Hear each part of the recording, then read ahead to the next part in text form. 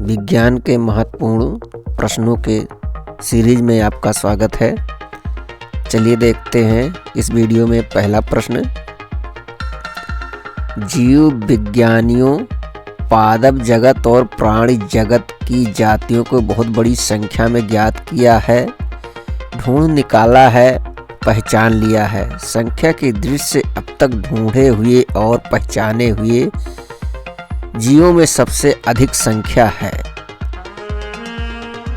तो ये देखना है कि यहाँ पर 4 ऑप्शन दिए गए हैं, किस प्रकार के जीव की संख्या अधिक है। जैसे पहला है कवक, दूसरा है पादपों की, तीसरा है कीटों की और चौथा है जीवाणुओं की। तो सही उत्तर इसका होगा कीटों की, यानी ऑप्शन इसका सही होगा सी वाला। ये जान लीजिए पूरे संसार में, पूरी दुनिया में कीड़ों मकोड़ों की संख्या बहुत अधिक है, यानी कीट वर्ग की संख्या अधिक है सभी जीवों में। अगला प्रश्न है, दूध का दही में परिवर्तन किसके द्वारा होता है। ऑप्शन है बैक्टीरिया, विटामिन, एंजाइम, इनमें से कोई नहीं। तो इसका सही उत्तर है ए, बैक्टीरिया द्वारा।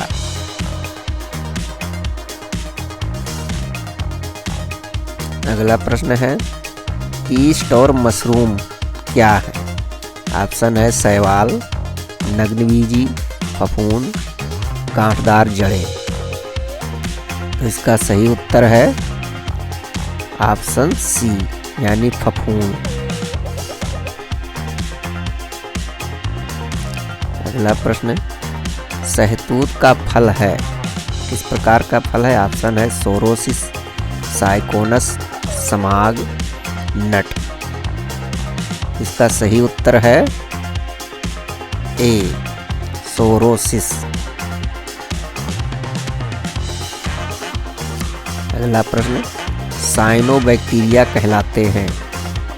ऑप्शन है नाइट्रोजन स्थिर कारण जीवाणु, ईस्ट, प्रकाश संश्लेषी जीवाणु, नील हरी शैवाल। सही उत्तर इसका होगा डी, नील हरी शैवाल।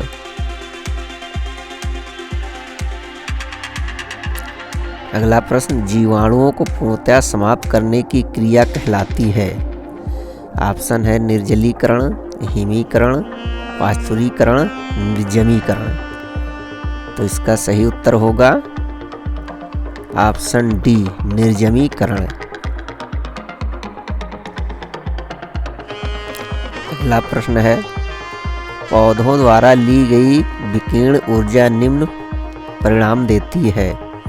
ऑप्शन है जल का प्रकाश अपघटन, क्लोरोफिल का ऑक्सीजन, ऑक्सीजन का अपचयन, कार्बन डाइऑक्साइड का ऑक्सीकरण। तो इसका सही उत्तर होगा ऑप्शन ए, जल का अपघटन।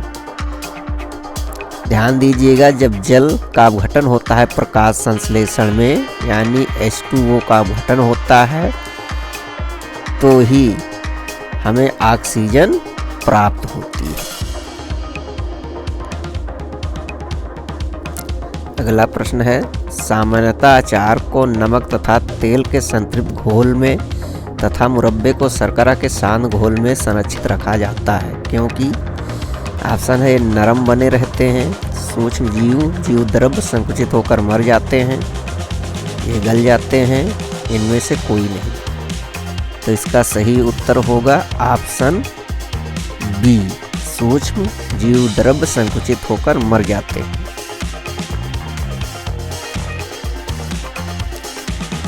अगला प्रश्न है, जीर्णता को विलंबित करता है, यानी बुढ़ापा को कौन रोकता है। तो ऑप्शन है cytokinin, ethylene, abscisic acid, indole butyric acid. तो सही उत्तर इसका कौन सा है। Option A, cytokinin.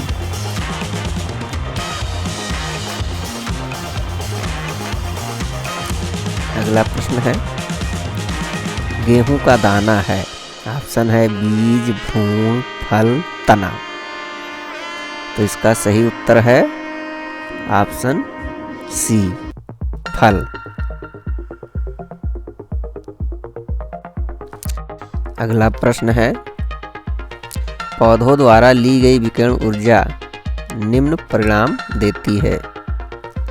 ऑप्शन है जल का प्रकाश अपघटन, क्लोरोफिल का ऑक्सीकरण, ऑक्सीजन का अपचयन, कार्बन डाइऑक्साइड का ऑक्सीकरण। तो इसका सही उत्तर है ऑप्शन ए जल का अपघटन। अगला प्रश्न है, राइबोसोम है। ऑप्शन है शर्करा विहीन आरएनए, फास्फेट विहीन आरएनए, अधिक फास्फेट युक्त आरएनए, विकर की भांति कार्य करने वाला आरएनए। तो इसका सही उत्तर होगा ऑप्शन डी विकर की भांति कार्य करने वाला आरएनए। विकर का मतलब एंजाइम होता है।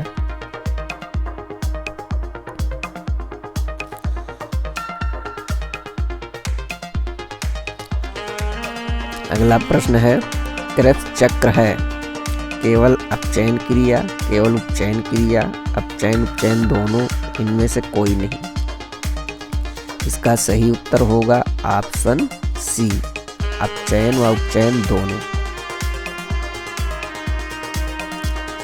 अगला प्रश्न, पौधों का कौन सा भाग फूल बनाने का उद्दीपन ग्रहण करता है। ऑप्शन है तना, शाखा, प्रण, जड़।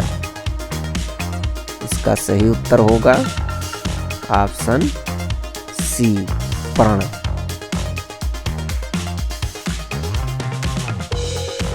अगला प्रश्न, झींगा किस संघ का सदस्य है।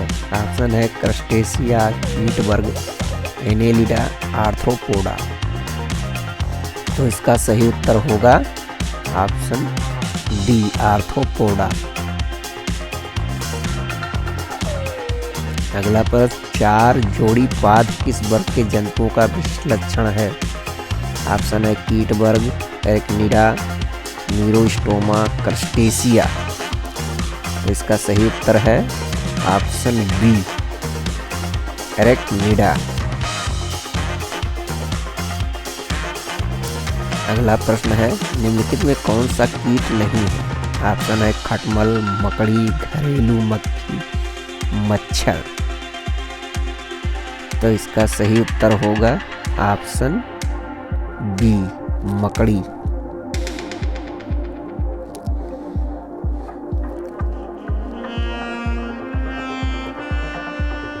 अगला प्रश्न है, पक्षियों की हड्डियां होती हैं।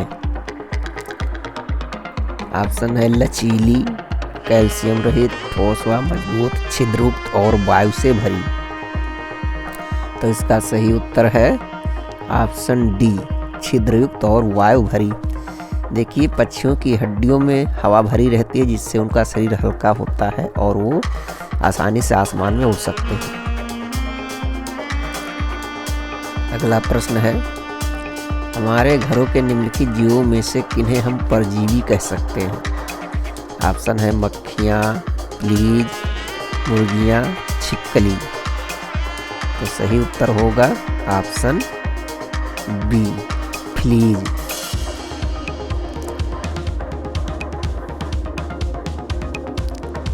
अगला प्रश्न, हिस्टेमिन का स्राव करने वाली कोशिकाएं होती हैं।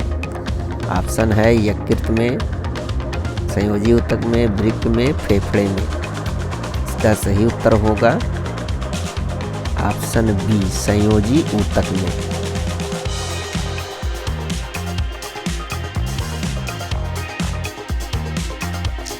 अगला प्रश्न है, शरीर में अतिरिक्त ग्लूकोज ग्लाइकोजन में परिवर्तित होकर भंडारित रहता है। कहाँ रहता है? ऑप्शन है आमाशय में, यकृत में, अग्न्याशय में, पित्त में। सही उत्तर होगा ऑप्शन बी यकृत में। अगला प्रश्न है, काइटिन मुख्यतः कहाँ पाया जाता है? ऑप्शन है स्तनियों की त्वचा में, कीटों तथा आर्थ्रोपोड जंतुओं के बाह्य कंकाल में, पेड़ों की छाल में, मछलियों के कंकाल में। सही उत्तर होगा ऑप्शन बी कीटों तथा अन्य आर्थ्रोपोड जंतुओं के बाह्य कंकाल में। अगला प्रश्न, किस रूप में पची हुई प्रोटीन का शरीर में संचरण होता है? ऑप्शन है एंजाइमों, वसा अम्लों, न्यूक्लिक अम्लों और अमीनो अम्लों। मतलब किस रूप में संचित होता है? तो इसका सही उत्तर होगा ऑप्शन डी, अमीनो अम्ल के रूप में। अगला प्रश्न है, इन्वर्टेज एंजाइम किस में बदलता है? इन्वर्टेज एंजाइम किस में बदलता है? तो ऑप्शन है सुक्रोज को ग्लूकोज और फ्रक्टोज में, सेलुलोज को स्टार्च में, ग्लूकोज को सुक्रोज में, स्टार्च को सुक्रोज में। तो इसका सही उत्तर होगा ऑप्शन ए, सुक्रोज को ग्लूकोज व फ्रक्टोज में। अगला प्रश्न है, ग्लोबिन का विघटन किस तत्व के रूप में होता है? ग्लोबिन का विघटन किस तत्व के रूप में होता है? तो ऑप्शन है फास्फोरस, कैल्शियम, अमीनो अम्ल, लौह तत्व। सही उत्तर होगा ऑप्शन सी, अमीनो अम्ल।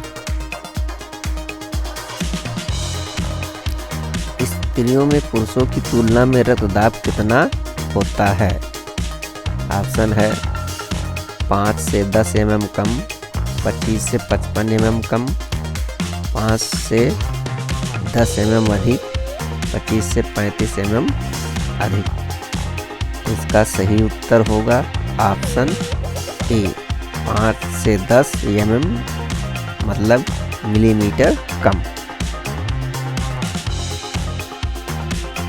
अगला प्रश्न है, शरीर के किन भागों में रक्त का प्रवाह तेज होता है? ऑप्शन है यकृत में, अग्न्याशय में, महाधमनी में, महाशिरा में।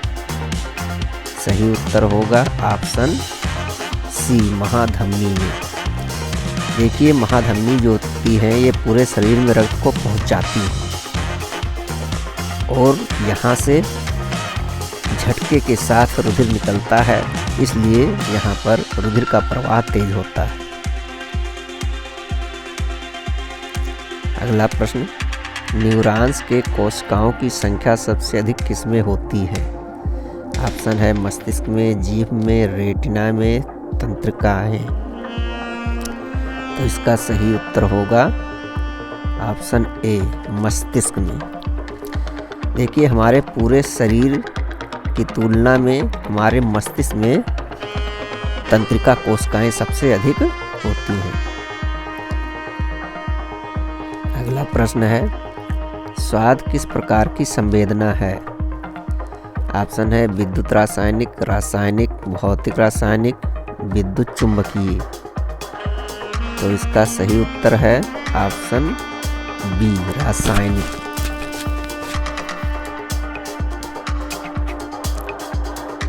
अगला प्रश्न है, गोनेडोट्रोपिन हार्मोन का स्राव करने वाली ग्रंथि है? ऑप्शन है थायराइड का पक्षभाग, एड्रिनल कॉर्टेक्स, लीडिंग कोशिकाएं, एडिनोहाइपोफाइसिस। तो इसका सही उत्तर होगा ऑप्शन डी, एडिनोहाइपोफाइसिस।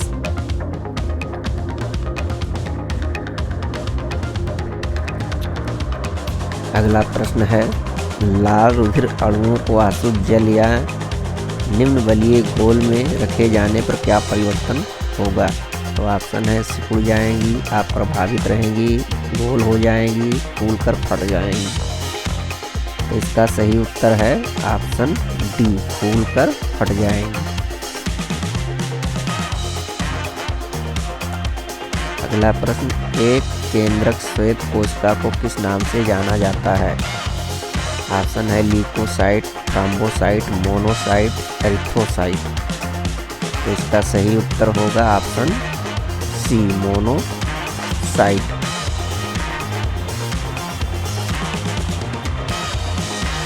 अगला प्रश्न है, न्यूरॉन्स के कोशिकाओं की संख्या सबसे अधिक किसमें होती है? ऑप्शन है मस्तिष्क, जीव, रेटिना, तंत्रिकाएं। तो इसका सही उत्तर होगा ऑप्शन ए, मस्तिष्क। अगला प्रश्न है, रजो चक्र का नियमन करने वाली ग्रंथि कौन सी है? ऑप्शन है अग्न्याशय, पैराथायराइड, पीयूष, पिनियल काय। सही उत्तर है इसका ऑप्शन सी, पीयूष ग्रंथि। इसे मास्टर ग्रंथि भी कहते हैं। अगला प्रश्न, अनिषेक जन क्रिया में क्या होता है? ऑप्शन है निषेचन से पूर्व शुक्राणु मर जाता है, अंड एक शुक्राणु द्वारा निषेचित हो जाता है, कृत्रिम निषेचन होता है, बिना निषेचन के अंडे में विलयन होता है। तो इसका सही उत्तर है ऑप्शन डी, बिना निषेचन के अंडे में विलयन होता है। अगला प्रश्न, शुक्राणुओं का पूर्ण परिकोण निम्नलिखित में से कहाँ होता है? तो ऑप्शन है एपिडाइडामिस, योनि, अंडावाहिनी, उपयुक्त सभी।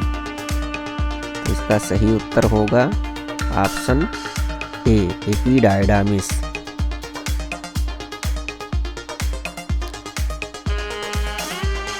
अगला प्रश्न, रक्त में एडीएच हार्मोन की कमी हो जाने पर क्या होता है? ऑप्शन है मूत्र की मात्रा बढ़ जाती है, मूत्र की मात्रा घट जाती है, यूरोक्रोम का स्रावण बढ़ जाता है, इनमें से कोई नहीं। तो इसका सही उत्तर होगा ऑप्शन ए, मूत्र की मात्रा बढ़ जाती है।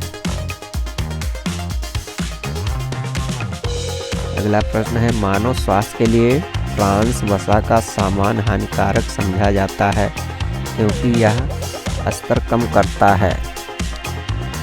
तो ऑप्शन इसका देखिए, HDL का, LDL का, ट्राइग्लिसराइड का, इंसुलिन का।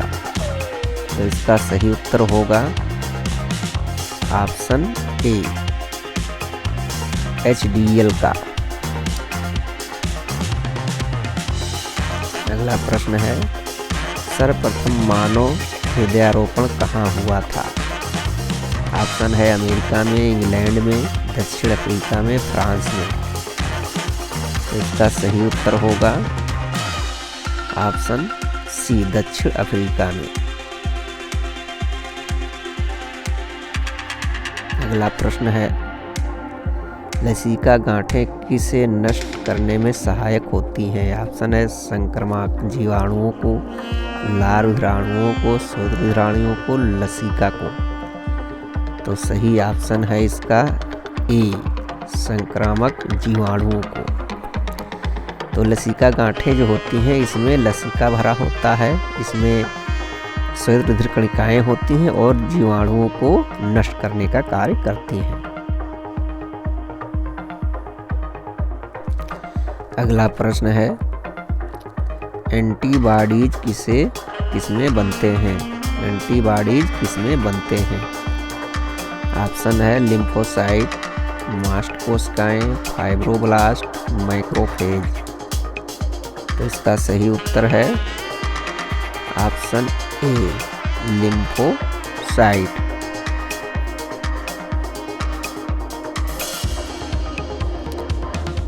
अगला प्रश्न है, एक जंतु के शरीर के किसी ऊतक का दूसरे जंतु के शरीर में आरोपण बिना किसी विशेष प्रबंध के तभी सफल हो सकता है जब। ऑप्शन है सी, युवा स्त्री के हृदय को बूढ़े उसके भीतर आरोपित करें, बी, शशक की त्वचा यानी खरगोश की त्वचा का आरोपण कुत्ते के शरीर पर करें, सी, एक व्यक्ति के वृक्क का आरोपण विभिन्न रुधिर वर्ग के व्यक्तियों में करें, डी, अंतः परजात वंश के एक चूहे की त्वचा का आरोपण इसी वंश के दूसरे चूहे पर करें। तो इसका सही उत्तर होगा ऑप्शन डी, अंतः परजात वंश के एक चूहे की त्वचा का आरोपण इसी वंश के दूसरे चूहे पर किया जाए। अगला प्रश्न है, रिफेम्पसिन नामक दवा किस रोग में प्रयुक्त होता है? ऑप्शन है टीबी, कैंसर, एड्स, एनीमिया। तो इसका सही उत्तर होगा ऑप्शन ए, टीबी। अगला प्रश्न, डीपीटी का निम्न में से किसमें काम आता है? डीपीटी का निम्न में से किसमें काम आता है? ऑप्शन है diphtheria, polio, tetanus, whooping cough. तो इसका सही उत्तर होगा ऑप्शन बी, पोलियो। अगला प्रश्न, बर्ड फ्लू पैदा करने वाले H5N1 वायरस का सबसे पहले पता चला था? ऑप्शन है 1991 में, 1995, 1997, 2001। तो इसका सही उत्तर है ऑप्शन सी, 1997। अगला प्रश्न है, निम्नलिखित में से कौन सा एक रोग जीवाणु द्वारा कारित होता है और मक्खियों द्वारा विष्ठा के माध्यम से फैलता है? तो ऑप्शन है कुकुर खांसी, टाइफाइड, डिप्थीरिया, चेचक। तो इसका सही उत्तर है ऑप्शन बी, टाइफाइड। अगला प्रश्न है, किस प्रकार के शराब के पीने से रोगी की मृत्यु हो जाती है? ऑप्शन है ethyl alcohol, methyl alcohol, methyl तथा मिथाइल अल्कोहल, इनमें से कोई नहीं। तो इसका सही उत्तर है ऑप्शन बी, मिथाइल अल्कोहल। अगला प्रश्न है, भ्रूणीय परिवर्धन से संबंधित सिद्धांत किसने प्रस्तुत किया था? ऑप्शन है वान बेयर और बी ऑप्शन है डार्विन, सी मेंडल, डी इनमें से कोई नहीं। तो इसका सही उत्तर होगा ऑप्शन ए, वान बेयर। अगला प्रश्न है, डार्विन द्वारा प्राकृतिक चयनवाद के प्रतिपादन में किसका प्रभाव सबसे अधिक था? ऑप्शन है आबादी पर माल्थस के लेख का, डी बीज के उत्परिवर्तन सिद्धांत का, आनुवंशिक के संबंध में मंडल के मटर पर प्रयोग का, उत्तरजीविता पर बैलेस के लेख का। तो इसका सही उत्तर है ऑप्शन ए, आबादी पर माल्थस के लेख का। अगला प्रश्न है,